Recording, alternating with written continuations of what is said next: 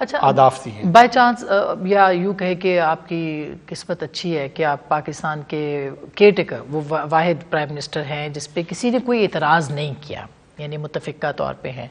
شاید یہ وجہ بھی ہوگی کہ لوگ آپ کس سے زیادہ توقعات رکھتے ہیں، سیاسی جماعتیں بھی. دوسرا، 1 مہینہ آپ کو ہوا ہے ابھی، لیس دین 1 month ایکچولی. اس میں آپ کو سب سے بڑا پرابلم کیا لگا ہے پرائم منسٹر کے آفس میں بیٹھ کے؟ اس میں کوئی شک نہیں ہے مجھے، اگر یہ ایک لفظ میں نے اس کو بتانا ہو تو وہ ہے معیشت، معیشت اور معیشت. اس کے علاوہ دیکھیں ہمارا اکنامک چیلنج ایکچولی ہمارے سوشل اور پولیٹیکل چیلنج کی طرف ٹرانسلیٹ ہو رہا ہے. ٹھیک بات ہے. It is not other way round. ایسا نہیں ہے کہ ہمارا کوئی پولیٹیکل اور سوشل چیلنج جو ہے وہ اکنامک ڈسرپشن کی طرف ہمیں لے کے جا رہا ہے. اور یہ اکنامک چیلنج جو ہے وہ ظاہر ہے 5-6 دہائیوں پہ محیط، جس قسم کی ہم نے ایک رینٹل اکانومی بنائے رکھی ہے، کچھ ایونٹس پہ آپ ڈپینڈ کرتے رہے ہیں بین الاقوامی طور پہ. آپ کورین وار سے لے لیں اور پھر کرنٹ وار آن ٹیرر پہ چلے جائیں، اس نے آپ کی اکنامک گروتھ کو اسٹیمولیٹ کیا ہے.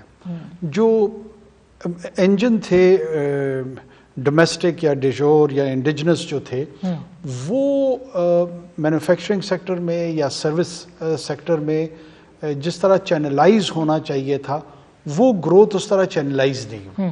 آپ لوگ ساؤتھ کوریا کے اگزامپل دیتے ہیں، تائیوان کا دیتے ہیں.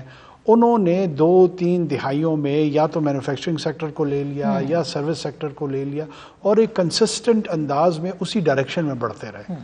ہمارے ہاں بدقسمتی سے وہ ایک whole of the government approach جو تھی نا وہ اس میں نہیں آئی.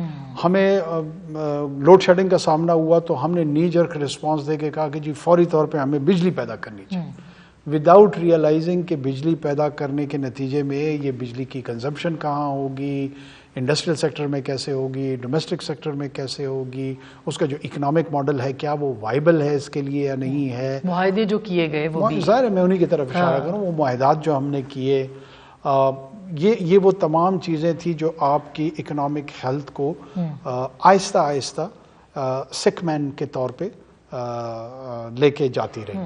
اور یہ ظاہر پرانے مسائل ہیں، لیکن یہ جو معاہدے کی آپ نے بات کی، مختلف معاہدے ہیں، اس پہ آپ لگتا ہے کہ آپ آگے جا کے کوئی بڑا فیصلہ کریں گے، ان کو روکیں گے؟ سردیوں کا الگ معاہدہ ہوگا، گرمیوں کا الگ ہوگا، کچھ ایسے چانسز ہیں؟ ایسا نہیں ہے کہ ہم معاہدات جو ہیں وہ جب آپ سورن گارنٹیز دیتے ہیں، ایک بطور ریاست چند معاہدات کرتے ہیں تو وہ بعض اوقات نقصان دہ ہوتے ہیں اور بعض اوقات فائدہ مند ہوتے ہیں، لیکن آپ کو you have to abide by them.